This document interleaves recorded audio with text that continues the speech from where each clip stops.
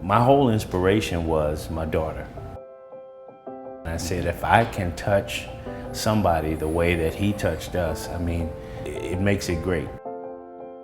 Tonight we have a really special surprise, actually. So Al Keith told you a little bit about his background and that he's a respiratory therapist. What he didn't tell you is that 30 years ago in 1985, he had a daughter named Adrienne Renee, who was born prematurely.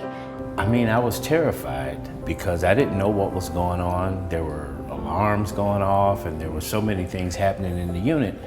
So over time, I started picking his brain and asking him questions about the ventilator. What is this? How does this work? Well, how do you set that? Well, what is this? What is that? And I was on the patient care team over at Harbor UCLA Medical Center, talking to Al about their babies out there inside this little warmer, and they have a lot of fears and questions. So I started engaging in conversation.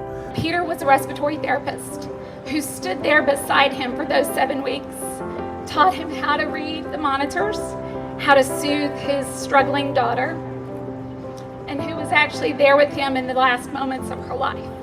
Unfortunately, Adrienne had passed away, and then I think it was about a week later or so that you came back to the hospital, and Al had mentioned, you know, I'm going to be moving back to Chicago, and I was hoping that you would be able to write me a letter of recommendation because I'm thinking about going to respiratory care.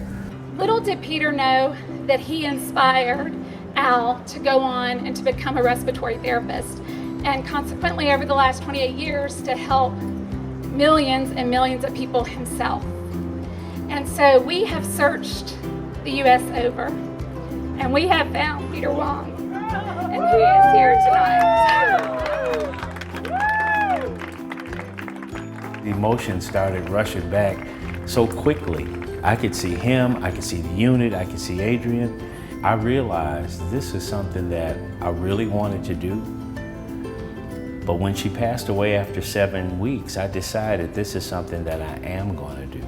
Within 4 years, I had become house supervisor for pediatric respiratory at University of Chicago and coordinator of the neonatal unit. I'm just very humbled at what had happened, and to see what Elle did, and I'm like, this is great. We had no contact with each other for 30 years. I want to thank Tanya and my wife for,